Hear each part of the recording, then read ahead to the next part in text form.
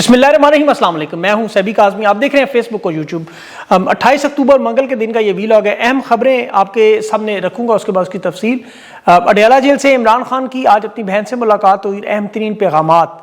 اور اس وقت high court کے اندر بھی دھرنا جاری ہے، اور اپوزیشن لیڈر کی تقرری کی تاخیر پر بھی خان کا رد عمل، اور سہیل افریدی کی ملاقات نہیں ہوئی لیکن عمران خان نے لائے عمل دیا ہے، اور اس کے ساتھ توہین عدالت بھی دائر کی جائے گی۔ اور اڈیالہ جیل میں جو ملاقات نہیں ہوئی اس کے باوجود اب سہیل افریدی کریں کیا کہ نااہلی کے لیے الیکشن کمیشن میں بھی درخواست آئی، اور اب بات لانگ مارچ سے آگے جانے والی ہے۔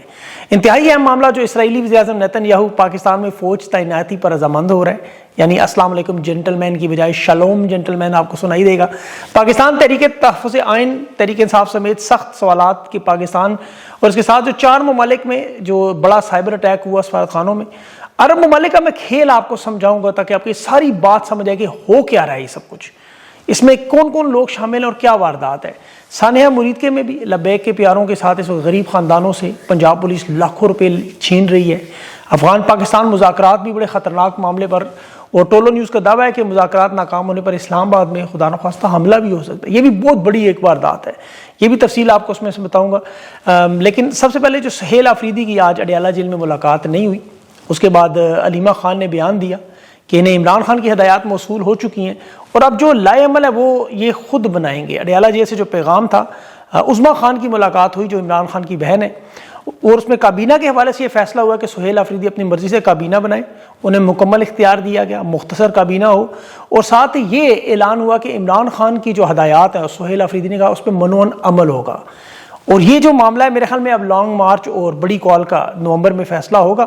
اور اس میں چرسدہ، خیبر اور کرک کے جو تینوں جلسے ہیں اس کا بھی عمران خان نے بڑا خوشی کا اظہار کیا، اور محمود اچکزئی اور علامہ ناصر عباس کے جو اپوزیشن لیڈر کے نوٹیفیکیشن جاری نہیں ہوئی اس پر بھی زیادہ تشویش ہے۔ اور اس میں تو آپ کو پتہ ہے جو بلاول زرداری جو 27ویں ترمیم کے لیے واردات، جیسے 26 کے لیے انکل کیا تھا، وہ مولانا فضل الرحمان کو اپوزیشن لیڈر بنانے کی کوشش ہے تاکہ محمود اچکزئی کا راستہ روکا جائے، اس پہ عمران خان نے تشویش کا اظہار کیا ہے۔ اور اس کے علاوہ جو احمد چٹھا اور بلال اعجاز کے عہدوں سے، وہ بھی عمران خان نے کہا یہ میرے نام سے پیغام غلط جاری ہوا، انہیں نہیں ہٹایا گیا،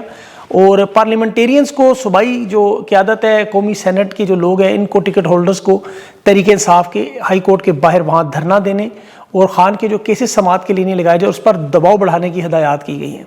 اور تحریک انصاف کی باقاعدہ آج ہائی کورٹ کے باہر حاضری کے رجسٹرڈ بھی نظر آ رہے تھے پارلیمنٹیرینز اور ٹکٹ ہولڈرز کے۔ اب ان کے لیے میرے خیال میں آپشن ہوگی کہ یہ اس نومبر سے پہلے اپنی صفوں میں جلدی تیاری کریں، کیونکہ سہیل افریدی کی نااہلی کی الیکشن کمیشن میں درخواست آئی ہے، اور آج اس نے دیکھے وہ 26ویں آئینی ترمیم کا تو پوسٹ مارٹم کیا کہ عدالتیں اس وقت مفلوج ہیں، 3 ججز فیصلہ کرتے کو سنا نہیں جاتا، اور یہ نااہلی کی ظاہر درخواست کے بعد اب انہیں فیصلہ جلد از جلد کرنا ہوگا کہ عمران خان کا کل توشہ خانہ 2 کیس کا فیصلہ بھی جس میں یہ کوشش کریں کہ 10 سے 14 سال سزا سنا دیں، لیکن اس سے بھی کوئی فرق نہیں پڑنا۔ اصل دیکھیں جو کھیل کھیلا جا رہا ہے وہ آپ کو سمجھنا ہے، یہ جو امن فوج کے نام پہ غزہ والا معاملہ ہے اور افغانستان والا معاملہ، یہ پہلے آپ کو سمجھ آ گیا تو سارا کھیل آپ کو سمجھ آ جائے گا کہ یہ کس طرف لے کے جا رہے ہیں معاملات کو۔ پاکستان میں سوڈان، لیبیا اور لیبنان جیسا ملک بنانے کی کیوں کوشش کر رہے ہیں؟ $3000 فی فوجی دے کے وہاں MOUs کچھ ڈالروں کے لالچ میں جو عوام کو نہیں ملیں گے، یہ اصل واردات کیا ہے؟ اس میں جو پلیئرز ہیں، دیکھیں اس میں سب سے بڑا کھلاڑی تو ظاہر ہے اسرائیل ہے، جس کا منصوبہ گریٹر اسرائیل سب کو پتہ ہے، اپنے آپ کو تسلیم کروانا، فلسطین کے اس علاقے پہ قبضہ کرنا۔ دوسرے جو اس میں شامل ہیں وہ عرب ممالک ہیں، یہ بہت بڑے کھلاڑی ہیں اس میں، خاص طور پر اس میں سعودی عرب، مصر، اردن اور عرب امارات۔ عرب امارات کا جو کردار ہے وہ بڑا اہم ہے۔ سعودی عرب اور مصر کو 2 منٹ کے لیے سائڈ پہ رکھیں، یہ اسرائیل کے جو پارٹنر بنے ابراہم اکارڈ معاہدے سے لے کے سیکورٹی کے معاملات تک، یہ اسرائیل کے ان کے ساتھ معاہدے اس لیے ہوئے کہ ان تمام ممالک میں جہاں اس وقت شورش برپا ہے وہاں سے یہ تیل، گیس، قدرتی وسائل، نایاب معدنیات، وہاں کی بندرگاہیں، تجارتی راستے جو مشرق وسطیٰ میں صرف نہیں بلکہ افریقہ تک جو نیٹ ورک پھیلایا جا رہا ہے پورے علاقے پر اثر و رسوخ کے لیے۔ ابراہم اکارڈ معاہدے کے بعد عرب امارات کو ایک کلین چٹ ملی تھی۔ عرب امارات کے آپ دیکھیں پاکستان کے ساتھ جو تعلقات شہباز شریف فیلڈ مارشل کے ساتھ، وہ بھی اس کی وجہ ہے۔ یہ کھیل سمجھنے کے لیے میں آپ کو 3 ممالک کی مثال دیتا ہوں، آپ کو سمجھ آ جائے گی۔ لیبیا، افریقہ کا سب سے بڑا ملک تیل پیدا کرنے میں، جن کے پاس 48 ارب بیرل سے زیادہ تیل، افریقہ میں پہلے نمبر پر، دنیا میں 9ویں نمبر پر، گیس بھی 53 کھرب کیوبک فٹ گیس ان کے پاس۔ زیادہ تر کہاں ہے؟ مشرقی لیبیا، بنغازی میں، السدرا میں یا راس الانوف میں۔ اب 2011 میں قذافی کو جب اقتدار سے نیٹو نے ہٹایا تو عرب امارات نے خلیفہ ہفتر، جو کہ قذافی کے زمانے کا ایک جرنیل تھا، 1980 میں امریکہ گیا، وہاں CIA سے تعلقات بنے، اور قذافی کی حکومت ختم ہونے کے بعد لیبیا میں لایا گیا، اور پھر یہاں بن غازی میں مشرقی حصے میں طاقت بنائی اس نے، نیشنل آرمی کے نام سے لیبین فوجی اتحاد بنایا، وہاں کی حکومت کو گرایا، اس کے بعد دہشت گردی کے خلاف جنگ لڑنے والا خود سامنے آیا۔ ذرا غور سے دیکھیں، اس میں آپ کو سمجھ آئے گی اس نے لیبیا پہ قبضہ کرنا تھا، عرب امارات نے اس کی اور مصر نے اس کی بھرپور مدد کی، عسکری، مالی، سیاسی۔ وجہ کیا تھی کہ مشرقی لیبیا میں تیل اور گیس کے وہاں تمام ذخائر ان پہ قبضہ، بحیرہ اطلس پر ان کے جو پروجیکٹس لگے ہوئے تھے، وہاں تجارتی بندرگاہیں تھیں، ان سب پہ قبضہ کرنا، جسے تیل فورس قبضہ کہا جاتا ہے۔ خلیفہ ہفتر کو ڈرونز، طیارے، اسلحہ دیا گیا، القادر ایئر بیس کے نام سے وہاں فضائی اڈا بنایا گیا اور سینکڑوں شہری ڈرون حملوں میں انہوں نے مارے وہاں۔ پھر ان علاقوں سے تیل نکال کے مصر کی بلیک مارکیٹ میں بیچتے رہے، اور وہ جو آمدنی تھی وہ ظاہر ہے خلیفہ ہفتر کو بھی ہوتی تھی اور امارات کی کمپنیوں کو بھی، وہاں سے اسمگل ہو کے بندرگاہوں سے یہ سارا تیل پہنچتا رہا۔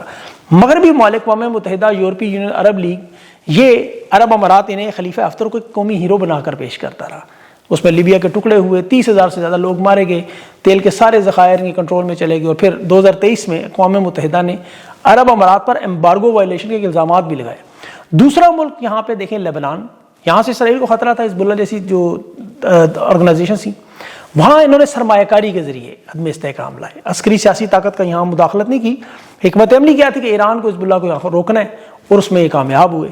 اب جو تیسرا ملک تھا سوڈان، وہاں انہوں نے قدرتی وسائل جو دنیا میں سب سے قیمتی، یہ یاد رکھیں یہ افریقہ کا تیسرا بڑا سونا پیدا کرنے والا جنوبی افریقہ اور گھانا کے بعد ملک ہے، یہاں 90 ٹن سونا 2024 میں نکالا گیا اور 2 ارب بیرل تیل کے ذخائر موجود ہیں۔ یہ افریقہ کی سب سے سرخیز زمین ہے کہ 20 کروڑ ایکڑ یہاں پہ قابل کاشت ہے، جو عرب ممالک کو اس وقت خاص طور پر عرب امارات اور سعودی عرب کو اپنی خوراک کی سپلائی لائن کے لیے چاہیے، اور ساتھ ان کی نایاب دھاتیں، تانبا، یورینیم، لوہا، یہ بھی نکالنا ہے۔ اور 2 طاقتیں سوڈان میں لڑ رہی ہیں، ایک سوڈان کی فوج ہے پر جنرل برہان کی، اور دوسری جو ریپڈ فورس محمد حمیتی جو ہے وہ ان کا بندہ ہے، اسلحہ، ڈرون، مالی امداد اسے عرب امارات سے ملتی ہے۔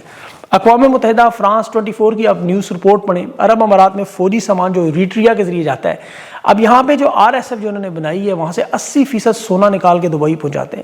2024 کی بلومبرگ کی پوری رپورٹ ہے اس پہ۔ عرب امارات نے اس تجارت میں اربوں لاکھوں ڈالرز کمائے ہیں، اور آپ سوڈان کی پورٹ دیکھیں، ابو ماما پورٹس دیکھیں، ان میں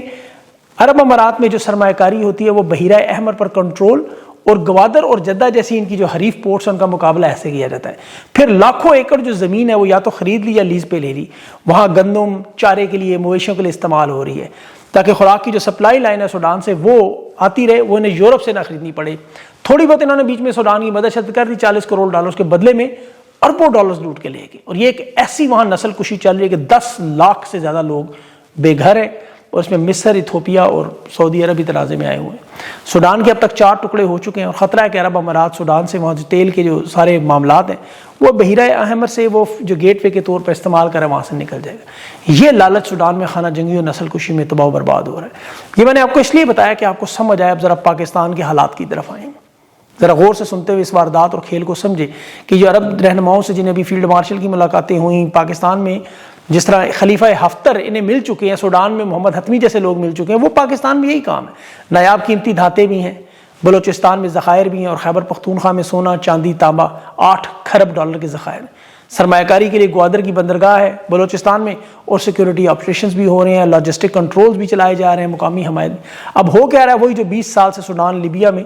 یہاں خیبر پختونخوا میں آپ دیکھیں آپریشنز نہیں روکے جا رہے۔ کالعدم تنظیموں کی موجودگی نے وہاں لا کر سیٹل کیا گیا جنرل باجوہ کا منصوبہ۔ یہ سب جانتے ہیں کہ یہاں قیمتی معدنیات ہیں۔ پھر بلوچستان اور KP کے جو حالات ہیں، اب ایسے میں عمران خان جیسا لیڈر جو اسرائیل کو مانتا نہیں، غزہ میں کبھی فوج نہ بھیجتا، اب انہیں تحریک انصاف اور عمران خان کو اس انٹرنیشنل گیم میں حصہ بنانا پڑا، یہ ان کی مجبوری تھی، اور اس میں عرب ممالک نے باقاعدہ کردار ادا کیا۔ اس کا دیکھیں سب سے بڑا نقصان کیا ہوا کہ یہاں جو 95% پاکستانی آبادی ہے وہ فلسطین کی حمایت میں ریاستی پالیسی کو نہیں مانتی۔ اب ان کے ساتھ کیا ہوگا، یہاں جیو اکنامک پروجیکٹ کے نام پر وہ واردات، جس میں بھی ڈونلڈ ٹرمپ بھی شامل ہو چکا ہے، برطانیہ کی بھی شمولیت ہے، یورپی یونین دیکھ لیں جو الیکشن کی رپورٹیں بھی چھپا رہی ہے، سارے کے سارے ان وارداتوں میں شامل ہیں۔ کیونکہ معاملہ چاہے یوکرین کا ہو یا اسرائیل کا ہو، انہوں نے عمران خان کی حکومت گرائی اسی لیے تھی کہ یہ وہ انٹرنیشنل منصوبہ اسے ہر صورت میں کامیاب کرنا ہے، اور پاکستان کی عوام جو حقیقی معنوں میں یہ تباہی اور بربادی کا منصوبہ ہے، اب وہی اس کو روک سکتے ہیں، کیونکہ بندرگاہوں پر، تجارت پر، معدنیات پر کنٹرول، کوڑیوں کے بھاؤ بیچنا، اور پھر آگ اور بارود کا کھیل لگانا، یہ ہے اس سارے معاملے کا حصہ۔ اب دیکھیں پاکستان کی فوج کو باقاعدہ غزہ میں مسلمانوں کے سامنے کھڑا کرنا ہے، نیتن یاہو اس پہ آلموسٹ تیار ہو چکا ہے۔ جس طرح عراق میں جو تباہی بربادی کا کھیل کرنے والا کون تھا؟ ٹونی بلیئر، وہ ہے سربراہ اس ساری فوج کی کمانڈ کا، جس کے نیچے پاکستانی فوج کام کرے گی۔ اسرائیل کے شانہ بشانہ، اسرائیل کے وزیر خارجہ نے کہا ہم اپنی مرضی سے ملک چنیں گے، جو ہمارے دوست ہیں، کمفرٹیبل ہیں،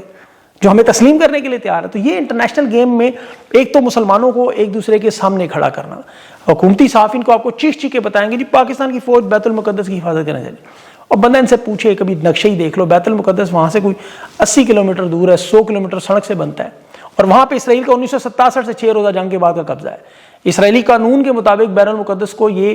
واحد دارالحکومت اسرائیل قرار دیتے ہیں، شہری انتظامی عسکری کنٹرول سارا اسرائیل کے پاس ہے، بلکہ ویسٹ بینک کا جو علاقہ ہے مغربی کنارہ وہ بیت المقدس کے ارد گرد اسرائیل نے اسے ابھی اپنی پارلیمنٹ کے ذریعے قانون میں ضم کیا ہے۔ تو یہ کس کی حفاظت کریں گے؟ اب فلسطین کا جو معاملہ ہے وہ صرف اور صرف اگر کوئی حل کر سکتا ہے تو وہ عوامی سطح پہ عوام کے رہنما مل کے، کیونکہ جب تک عوام آپ کے ساتھ نہ کھڑی ہو آپ کا کوئی فیصلہ بھی تسلیم نہیں ہوتا،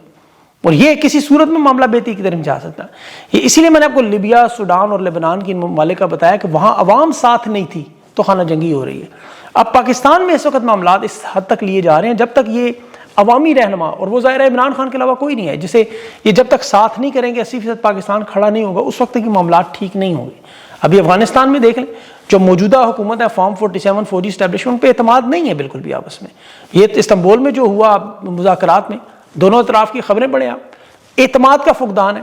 یہاں پر بھی عمران خان کی کیوں ضرورت ہے کہ یہاں پر بھارت جو اس وقت بہت بڑا پلیئر ہے اس خطے میں، وہ ظاہر ہے مشرقی بارڈر سے جنگ نہیں کرنا چاہتا، وہ مغرب سے افغانستان کو پاکستان کے اوپر دھکیلنا چاہتا ہے، اور یہ بالکل وہی کام جو 1971 میں مفتی بانی کے ساتھ اس وقت عوامی لیگ کا جب مینڈیٹ چھینا گیا اور 6 مہینے کے اندر ہندوستان نے حملہ کر کے مشرقی پاکستان کو بنگلہ دیش بنا دیا، یہاں وہ خیبر پختونخوا میں یہی کرنا چاہتے ہیں۔ اب بلا شبہ پاکستان میں کالعدم تنظیموں کا نیٹ ورک موجود ہے، آپریشنز بھی ضروری ہیں، لیکن اس کا طریقہ کار یہ نہیں ہے جو کر رہے ہیں، وہ صرف عوامی لیڈر کر سکتا ہے جب تک جس کے ساتھ عوام کی حمایت نہیں ہوگی۔ پھر افغان حکومت جس پہ اعتماد کرے، دیکھیں افغانستان کو بھارت سے الگ کرنا بڑا ضروری ہے، انہوں نے تو غلط پالیسیوں سے اس وقت بھارت اور افغانستان کو جوڑ دیا ہے، دو دشمن اپنے لیے اکٹھے کر دیے ہیں۔ اب ملک میں اندرونی استحکام ہے، بیرونی سرحدیں غیر محفوظ ہیں، اور جس طرح جو کام عرب امارات نے سوڈان میں یا لیبیا میں لبنان میں کیا وہ اب بھارت یہاں کر جائے گا افغانستان کو ملا کے۔ یہ تو چھپ چھپا کے پہلے بلوچستان اور کالعدم تنظیموں کی مدد کر، اب وہ سرعام کریں گے، کیونکہ افغانستان کے ساتھ دیکھیں جو ترکی کے مذاکرات استنبول میں ہوئے، آپ اس میں دیکھیں ان میں باقاعدہ دونوں وفود کی آپس میں بدتمیزی اور دھمکیوں تک کی باتیں آئیں کہ پاکستان کی طرف سے کہا گیا کہ ہمارے اوپر اگر کسی کالعدم تنظیم نے حملہ کیا ہم افغانستان پہ کر دیں، وہ کہہ رہے ہیں ہم اسلام آباد پہ کر دیں گے، وہ کہہ رہے ہیں افغانستان کے جی آپ اپنے ملک کے لوگوں کو خود کنٹرول کریں، وہ آپ کے شہری ہیں، یہ کہتے ہیں نہیں جو کچھ ہو رہا ہے آپ کے ملک سے ہماری طرف سے ہو رہا ہے۔ اب دونوں کی طرف سے یہ دعویٰ تھا کہ جی آپ کی سرزمین ایک دوسرے کے خلاف استعمال ہو رہی ہے، بلکہ یہاں تک کہا گیا تھا کہ جو افغانستان پر حملے ہوتے ہیں ڈرون والے وہ قطر سے اڑ کے ہوتے ہیں، اور اس میں انہیں بھی گھسیٹا گیا کہ آپ کیوں نہیں ان ڈرون حملوں کو روکتے، تو قطر نے کہا ہماری تو ایئر بیس ہے یہاں، امریکہ کی ہمارا تو ان کے ساتھ معاہدہ ہے، تو پھر پاکستان کی طرف سے بھی کہا گیا کہ ہمارا بھی معاہدہ ہے، مطلب یہ معاہدے موجود ہیں جو پاکستانیوں کو پتہ نہیں، سر شمسی ایئر بیس ماضی میں، جیکب آباد ایئر بیس اور یہ دیتے رہے، نور خان ولی وغیرہ۔ اب امریکہ کے ساتھ اس طرح کے معاہدے موجود ہیں جو آپ کو ہوتے ہوئے نظر آ رہے ہیں۔ ابھی یہ جو معاہدوں کو آپ کو بیچتے ہیں لچن، ابھی سعودی عرب کا معاہدہ میرے ذہن میں آیا کہ جی دفاعی معاہدے کے بعد ایک بڑا اعلامیہ جو آج، یہ اصل میں وہی اقتصادی تجارتی سرمایہ کاری، وہی منجن MOU بیچنے کا، لمبے لمبے جی یہاں ادارے پورے کے پورے تباہ کر دیے، قانون برباد کر دیا، 26ویں ترمیم کر کے ملک کو اڑا دیا، اور یہاں ہر 2 مہینے بعد ایک MOU آ جائے۔ اب تاریخی معاہدہ ہو گیا جی، تاریخی، ایک تو ان کی تاریخ پتہ نہیں کہاں سے شروع ہوتی ہے۔ یہاں پہ مسلم لیگ پیپلز پارٹی اور کاف لیگ کا یہ جو معاملہ ہے، دونوں جماعتوں کو کاف لیگ اور پیٹریاٹ بنانا چاہتے ہیں یہ، اور اس میں پھر نگران وزیر اعظم لائیں 27ویں ترمیم کا محمد اورنگزیب جیسا۔ یہ اندرونی سطح پہ جو معاملات ہیں وہ اسی طرح سیاسی معاملات چلتے رہیں گے، اور عدالتوں سے ظاہر ہے تحفظ، جس طرح ایوب خان کو آئین کا ملتا رہا، ضیاء الحق کو آپ کو پتا ضیاء الحقیوں پر ملتا رہا اس پروٹیکشن، مشرف کو PCO ترامیم سمیت ملتا رہا، یہاں تحریک انصاف کو روکنے کے لیے بھی پاکستان کا ایسا قانون بدلا، اسے تحفظ کی کوشش ہے، یہ ڈوگر، یہ کچھ افریدی، یا افریدی والے جیسے لوگ۔ اب اس میں پاکستان میں پھر آگے بڑھاؤ نہیں آ سکتا، معاشرے میں ہونے والی یہ جو تباہی و بربادی کا معاملہ ہے یہ بہت آگے تک ہے، اس میں کال شال آ گئی تحریک انصاف کی لوگ جڑ گئے تو پھر بڑا خطرناک ہے۔ اس وقت تو ادارے دیکھیں، پنجاب پولیس، اسلام آباد پولیس اور FIA سائبر کرائم، ان کو دیکھیں کہ صرف تحریک انصاف پر قبضہ کرنے کے لیے انہیں کتنا بڑا فری ہینڈ دیا، ان کے منہ کو خون لگایا۔ یہ بھی لبیک والوں کی ورثہ کی لاشیں تک واپس نہیں کر رہے، وہ مانگتا کہ پیسے اکٹھے کر کے دیتے ہیں، اور پیسے لینے کے بعد بھی میتیں نہیں واپس دی جاتی، کیونکہ انہیں عادت ہو چکی ہے 9 مئی کے بعد جس طرح تحریک انصاف کے لوگوں کو دبانے میں 3 سال یہ پریکٹس کرتے رہی، ایک روایت بن گئی ہے کہ اہل خانہ سے دباؤ میں، رشوت میں، چور بازاری میں پیسے چھیننا، انہیں بلیک میل کرنا، مارنا پیٹنا. اب یہ معاملہ خراب تب ہوتا ہے جب یہ پیسہ اوپر تک نہیں پہنچایا جاتا، جو اصل ادارے جو اوپر بیٹھے ہوئے، تو پھر نیچے والوں پہ کریک ڈاؤن آپ کو نظر ہے. یہ جو ایجنسیوں کے اختلافات ہیں یہ اسی طرح نظر آتے ہیں جس طرح چوری کے مال پہ بٹوارے پہ ہوتی ہے لڑائی.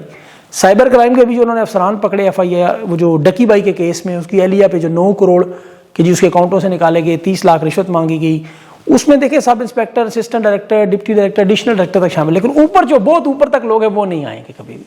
ان کا بہرحال ریمانڈ نہیں ہے تو چاول کے چند دانے ہیں. آپ دیکھیں انڈیپینڈنٹ پاور پرووائڈرز کے مالکان کو یہاں سے ڈرا دھمکا کے معاہدے بدلنے پہ مجبور کیا گیا.